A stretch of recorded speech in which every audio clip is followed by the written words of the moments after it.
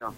Primero contestar a la pregunta que dejaste picando. No es la única regulación que existe a nivel internacional. Muchos países han tenido sus propias regulaciones en manera parecida o en manera diferente a la que planteamos nosotros. Bien.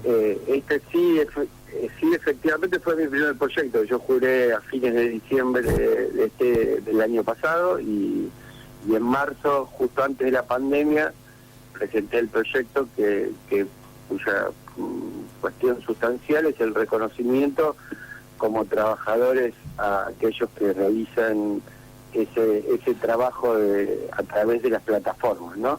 Porque siempre las patronales tratan de enmascarar esto a través de la idea de colaboración, a través de la idea de socios, pero efectivamente, y creo que la pandemia lo ha dejado más claro que nunca, son trabajadores y realizan un trabajo que consideramos esencial, pero al mismo tiempo no le reconocemos el carácter de trabajadores, es decir, con relación de dependencia respecto a las empresas que son las que se benefician con su trabajo. Muy bien, ¿y esto cómo se podría articular, diputado? Estoy observando más de 150.000 trabajadores y cada vez crece el número y sobre todo es más visible en esta situación de pandemia. Yo recuerdo cuando pasamos las primeras fases en este país que circulaban solamente ellos por las calles. Seguramente, en las primeras fases de pandemia lo único que veía con alguna normalidad era la circulación en las grandes ciudades, ¿no? La circulación de los trabajadores de plataforma, sobre todo aquellos que hacen reparto, ¿no? Como trabajadores de plataforma también se incluye a los que hacen transporte de pasajeros, a cualquier actividad que se contrate desde una app, ¿no? El tema es que nosotros le reconocemos el carácter de esenciales, se estuvieron circulando, van creciendo en la Argentina, pero no tienen regulación. Y es cierto que en algunas cosas no es tan fácil aplicarle la ley de contrato de trabajo como a todo el resto de los trabajadores. Por eso en el proyecto lo que planteamos es la idea de un régimen especial. Así como existe un régimen especial para las trabajadoras y los trabajadores de casa de familia, pensamos un régimen especial para estos. A ver, diputado, soy trabajador de estas aplicaciones, monotributista, facturo. En la práctica, ¿cómo sería? Digamos, digo porque hay mucha gente que pertenece al sector, que está trabajando, que dice, bueno, a ver qué posibilidades me puede brindar el Estado como para decir, a ver cómo puedo avanzar en un marco que hoy está muy precarizado. Lo que se trata precisamente de hecho, de desprecarizarlos, para que dejen de ser gente que factura o que cobra sin relación alguna con la empresa, relación contractual alguna con la empresa, para que pasen a ser trabajadores, con los derechos que implican ser trabajadores, con tener no 12 sueldos sino 13, con tener vacaciones, con limitar la cantidad de horas que trabaja, porque eso va a favor del trabajador, porque la cantidad de horas que trabaja implican la salud del trabajador y muchas veces la salud del resto de las personas que circulan por la calle, ¿no? Porque imagínense que alguien que no descansó la cantidad de horas de vida está manejando una moto y eso implica un riesgo también, no solamente para él, sino también para terceros. Después el tema de que se cubran las enfermedades que se dan en relación a esa actividad laboral, como con la CRT, como el resto de los trabajadores. Hoy si un chico se pega un palo con la moto, tiene que arreglar él de su bolsillo la moto y tiene que aguantarse los días que se tengan que aguantar de reposición de la salud si ganaron sin tener ningún tipo de ingreso. Entonces estas cosas están contempladas en el proyecto que enviamos al Congreso en marzo. Bueno, interesante, se viene una linda discusión. Déjeme, diputado, incorporar a la entrevista a Carolina Dávila, que es nuestra periodista allí, acreditada en el Congreso Nacional. Carolina, ¿tenés alguna pregunta para el diputado? Sí, ¿qué tal? Buenas tardes, diputado. Dos cuestiones. Por un lado, usted estuvo presente en el recinto en la primera sesión virtual de la Cámara de Diputados. Quería preguntarle cómo vivió esa primera experiencia, y en relación al proyecto quería consultarle si estuvo en contacto con el sindicato. Vamos por la segunda pregunta. Sí hablamos con gente vinculada con los distintos sindicatos. Nosotros lo que no hicimos fue meternos en el tema del encuadre sindical, porque eso lo tendrá que... será la organización de los trabajadores y la disputa, en todo caso si es disputa entre ellos, y el Ministerio de Trabajo y la Justicia decidiendo el encuadramiento, ¿no? Digamos, pero centralmente sí hablamos con varios, y no solamente con algunos de Buenos Aires, ¿no? Sino también con algunos del interior. De hecho, la semana pasada tuvimos un encuentro con aquellos que están organizando uno de los sindicatos de Córdoba, y con ellos estuvimos intercambiando pareceres, porque como todavía es un proyecto, hay algunas cosas que seguramente le tendremos que corregir a ese proyecto hasta el momento que se transforme en ley. Así que todavía seguimos hablando, ¿sí? No es que solamente hablamos para construir esa idea de un régimen especial, sino también seguimos el diálogo para mejorarlo lo más posible. Y después con otro tema, con el tema de la sesión virtual, realmente fue algo es algo histórico, esto, digo, una cosa que repitieron todos al mismo tiempo. Me parece que yo soy de los que cree que tiene que ser una salida provisional, ¿no? Que no es que esto va a reemplazar al ejercicio del Congreso, porque para mí el Congreso tiene algo de ese vínculo cara a cara entre los legisladores que corresponde que siga efectivamente revisándose con los diálogos, las cosas que hay en la Cámara, que muchas veces no se ven desde una cámara de televisión, pero que suceden también. Y después realmente me pareció muy interesante cómo la democracia encuentra el lugar por donde pasar, ¿no? Digamos, frente a esto y frente a una legislación que nunca previó una situación de tal magnitud que no se pudiera juntar el Congreso. Lo que hizo fundamentalmente, y esto es un mérito tanto del presidente de la Cámara de Diputados, Sergio Massa, como de la presidenta del Senado, Cristina Fernández de Kirchner, encontrar los mecanismos como para hacer esta sesión remota, que no es solamente una conexión virtual, porque eso ya lo veníamos teniendo desde hace rato, prácticamente desde el comienzo de la pandemia. El Congreso viene funcionando, las comisiones se vienen reuniendo virtualmente, pero había que acreditar, para poder votar algo que tuviese validez legal, había que acreditar la identidad de cada uno de los diputados y las diputadas. Bueno, esto es lo que se resolvió con una conexión con digamos, en la que cada uno de nosotros acreditamos y nuestra identidad es acreditada con el Ministerio del Interior, que con la, ¿cómo se llama? No me acuerdo, el Registro Nacional de las Personas. El RENAPER, sí, el RENAPER. Sí, el RENAPER.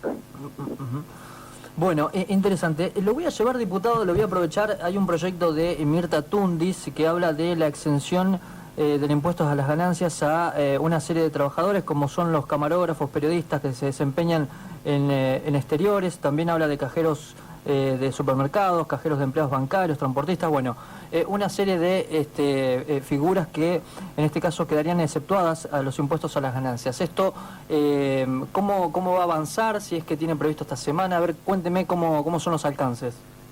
Yo adherí a ese proyecto presentado por Mirta, que es somos parte del mismo bloque. A mí me parece que en un punto, en esta idea de ir abriendo un poco el juego, que votamos el otro día, se nos quedó algunas personas afuera, y eso es lo que queremos de alguna manera remediar. Entre ellas, los periodistas, no todos los periodistas, sino precisamente aquellos que hacen notas en el exterior, y eso, que también son parte de los que arriesgan la vida y por lo tanto deben tener las mismas excepciones que votamos el otro día para algunos trabajadores.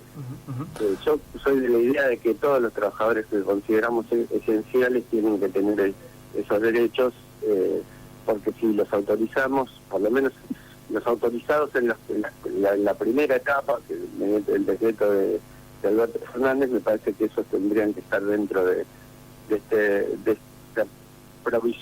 régimen provisorio que los exceptúa de algunas cuestiones.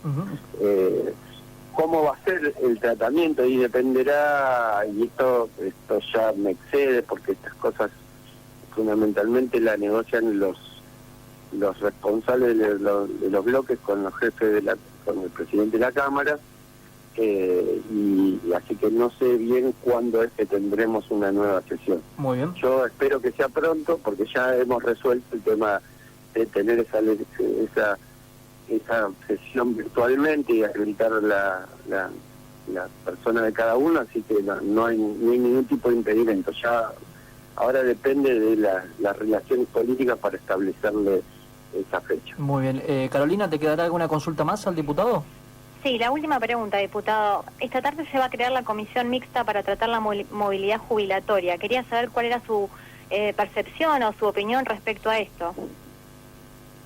Yo creo que más temprano que tarde tenemos que volver a un régimen que por ley que establezca la movilidad jubilatoria y no solamente la decisión del Poder Ejecutivo, que fue lo que votamos nosotros facilitándolo, porque me parece que eso hace a la estabilidad y a un régimen más justo. Yo lo voté, ese proyecto, dándole al Poder Ejecutivo, porque entendí que, como muchos de mis compañeros, que en el momento de crisis y de decepción en que el gobierno peronista agarraba a la Argentina después de 4 años de destrucción por parte del macrismo, ameritaba esa decisión para construir más justamente incluso la pirámide de los haberes de los pensionados y de los jubilados. Pero bueno, digamos, me parece que con el tiempo lo que tiene que haber es un régimen con mucha claridad, emanado de una ley que le ponga sus límites y su manera de ir recuperando y ganándole a la inflación en cada uno de los meses. Diputado, última pregunta y gracias por atendernos. Hace un año, 7:30 de la mañana, nos levantábamos todos y veíamos cómo una vicepresidenta postulaba a un presidente, algo inédito. ¿Qué hacía en ese momento usted? ¿Dónde estaba? ¿Y qué es lo que le sucedió? ¿Qué es lo que primero le vino a la cabeza? Yo estaba en Tucumán. Esa misma noche yo soy el secretario general de una organización que se llama Descamisados, que tiene desarrollo en la mayoría de las provincias argentinas. Esa misma tarde-noche íbamos a tener un plenario y me quemó todos los papeles de lo que iba a decir, porque realmente yo no era de... Ahora todos son de los que ya sabían que Cristina había tomado esa decisión, pero yo creo que la mayoría... nos está faltando a la verdad cuando dice eso, porque para muchos de nosotros fue una cosa inesperada. Yo creo que con el diario del lunes claramente fue una decisión más que acertada, y que el lograr construir esa unidad fue parte de la construcción de la victoria que el peronismo tuvo en el 2019. Ahora, diputado, en su momento, a ver, como periodista decía, ¿está bien lo que hace Cristina? Porque la verdad, bueno, uno después lo puede analizar, desmenuzar, y la jugada salió bárbaro, fue ajedrecista, descolocó a todo el mundo de la política, pero era fuerte en ese momento postular a un Alberto Fernández que era impensado en ese momento, y uno decía, ¿y los votos de Cristina cómo se van a pasar? ¿Qué es lo que va a suceder? ¿A usted no le ocurrió lo mismo? Como diciendo, che, ¿no es una jugada media arriesgada? Sí. Incluso yo era uno de esos votos de Cristina, sin duda, y realmente a mí en el primer momento me generó un montón de dudas. Si realmente, no solamente por la jugada, sino... si realmente era Alberto Fernández el tipo que debía conducir el proceso político de transición, pues yo siempre tuve mucha confianza de que el pueblo argentino iba a votar correctamente y iba a recuperar el peronismo al gobierno. Qué sé yo, digamos, en política uno tiene que analizar la realidad, y la verdad es que Alberto Fernández ha demostrado que esa decisión fue una decisión correcta. Vuelvo a decir, y como decías vos, ¿no? Digamos, es una vez que ya está pasado todo. Pero la verdad es que Cristina demostró que tiene una estatura, y con eso también desvirtuó todas las cosas que se decían sobre ella, ¿no? Digamos, todo, esa idea de plantearla como se la planteó de algunos medios masivos de comunicación, una especie de enferma del poder, un síndrome, no sé qué cosa que había inventado algún periodista de TN. Y realmente lo que ella demostró es que la capacidad política y la capacidad de jugar en un plano de la política que muchos de los políticos actuales no tiene esa capacidad y esa profundidad. Son más inmediatistas, se guían más por las encuestas que por la construcción de un pensamiento estratégico. En ese sentido me pareció que por esos planos transcurría esa decisión. Igual le digo, no me nombre a las encuestas porque no le pegaron ni a nada, es una cosa increíble. Diputado, lo saluda Gustavo Boazo, le robo unos segundos. Me gustaría saber si se enteró, si escuchó algo en off luego de ese acontecimiento, si se supo de algún compañero que dijo algo Cristina al respecto, Alberto Fernández, algo que nadie sabe, digamos, si lo conoce. La verdad no, yo lo único que recibí es una catarata de compañeros preguntándome si era cierto o no era cierto, y la verdad es que yo me desayuné como muchos de ellos, y no hubo ninguna cosa así muy que yo te pueda contar que diga, bueno, mira, realmente te estoy dando no, digo, fue una decisión que descolocó a propios y extraños, sí, esa es la verdad. Diputado, le prometo que es la última. ¿Le preocupa el dólar? ¿Este aumento del dólar blue? A mí me preocupa porque en la Argentina hay una cultura del dólar y todo se ajusta en función del dólar, y muchas veces eso se traduce en más inflación, ¿no? Aun cuando no hay ninguna condición para esa inflación, ¿no? Si uno le analiza los parámetros del mercado, no existiría ninguna causa por la cual hay aumento, y sin embargo todos vemos, cada vez que vamos a comprar al almacén o al supermercado, vemos que los precios, sobre todo los alimentos, siguen subiendo. A mí me preocupa por eso, no me preocupa por otra cuestión, pero sí me preocupa por eso. Me parece que igual los volúmenes que se están manejando para el aumento o el decrecimiento de ese dólar blue son volúmenes marginales, es decir, no hay un movimiento parecido al movimiento que puede haber en épocas normales, y eso no digo que me tranquiliza, pero por lo menos me da una idea de que hay algunos que están especulando con eso, y que evidentemente todavía no se ha tomado cartas en el asunto. Me parece que ahí hay una discusión, y yo creo que lo que habría que hacer es tratar de generar, yo sé que eso es difícil, pero hay que tratar, por un lado, generar en Argentina una cultura que desligue su economía del dólar, y eso es muy complicado porque hasta cuando uno piensa el precio de su casa lo piensa en términos de dólares más que de pesos, y esto es una cosa que ocurre solamente en la Argentina. Hay otros países que también podríamos decir que son en las mismas condiciones que las nuestras, como el propio Brasil, y ellos no piensan en dólares sus propiedades. Y la otra cuestión que hay que desvincular absolutamente del dólar es las expectativas de ganancia, ¿no? Si uno no desvincula el dólar de las expectativas de ganancia, siempre el aumento del dólar, sea por lo que fuere, termina. Lo que hay que hacer, y me parece que ahí hay un rol también del Congreso, es desdolarizar todo tipo de tarifas. No puede haber tarifas dolarizadas. Macri nos dejó las tarifas dolarizadas, y será nuestra tarea que no exista ninguna, por ley digo, porque por decreto ya algunas se desencajaron, que tarifa que esté relacionada con el precio del dólar. Diputado, muy amable, gracias por estos minutos. No, muchas gracias a usted por el llamado, y a disposición. Bueno, gracias, muchas gracias. El diputado nacional Marcelo Koenig es del espacio del Frente de Todos. Bueno, Carolina, bastante amplia la nota, Sí. hablando de las aplicaciones de las plataformas digitales, también preguntas que, bueno, le realizaba respecto de su parecer en la sesión virtual mixta allí en la Cámara de Diputados, y dejó también un par de títulos más respecto de este cuadro complejo de cosas que estamos viendo, por ejemplo, con el dólar.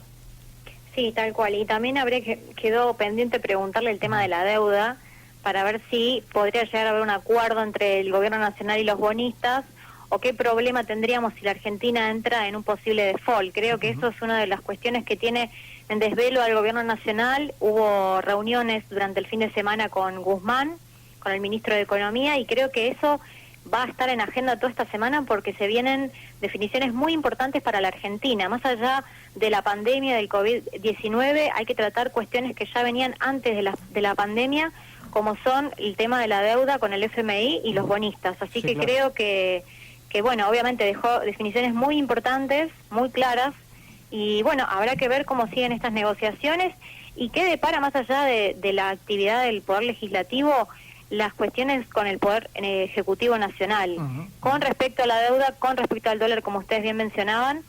Y también estuvo muy interesante la pregunta que le hiciste de si veía venir o no una fórmula Fernández-Fernández, siendo Cristina Fernández de Kirchner candidata a la vicepresidencia, que también lo tomó por sorpresa. Creo que hubo muchos dentro de su bloque, de su partido político, que quedaron impresionados y que realmente se enteraron por el video que grabó en YouTube y lo subió a su cuenta oficial. ¿Quiere que le diga una cosa, Carolina? Se enteraron por ahí. Sí. Aquí el conjunto de dirigentes, legisladores y legisladoras en Santa Fe, kirchneristas, decían, ¿qué hizo Cristina? ¿Qué hizo? Porque claro, era una jugada muy osada, era una jugada realmente impresionante, que descolocó a propios extraños, y bueno, ahora tenemos los resultados. Claro, con el diario del lunes, Sí. viste, uno puede hacer otro tipo de análisis, pero en ese momento decían, digamos, ¿qué voto le traía a Cristina o le traccionaba a Cristina a Alberto Fernández? Bueno, Sí. tiene que ver con todo el tema del masismo y obviamente sectores que quizás no eran del núcleo duro, pero que evidentemente apoyaron este gobierno y bueno, logró el triunfo sobre Mauricio Macri. Sí, y fíjate que en plena campaña Alberto Fernández se mostraba algo hostil con los periodistas, y eso también en su momento se planteaba la posibilidad, ¿cómo va a ser el gobierno de Alberto Fernández en aquel momento cuando, por ejemplo, maltrató creo que a periodistas de Radio Mitre, bueno, Sí. de público conocimiento? Carolina, gracias por tu gestión, gracias por tu gestión. No, por favor. Usted ha hecho un trabajo muy bueno con respecto a lograr la nota con el diputado Koenig, así que muchísimas gracias y la seguimos, ¿te parece? No, por favor, de nada, chicos, les mando un beso grande y estamos en contacto. Estamos en contacto. ¿Tiene algo para aportar respecto de la charla con Julián Boccolini o no? ¿O lo dejamos ahí? No, que con la cerveza, no, con la cerveza y con el tema de las promesas no se jode. No se jode, claro, no se jode. Si Para prometiste nada. algo... Todo lo que es alcohol, la verdad que sea vino, cerveza, eso, no. No se No hay jode. marcha atrás. Bueno, muchas gracias, Caro. Un gran No, saludo. por favor, gracias a usted, hasta luego. Caro, saludos. Carolina Dávila desde Buenos Aires. Vamos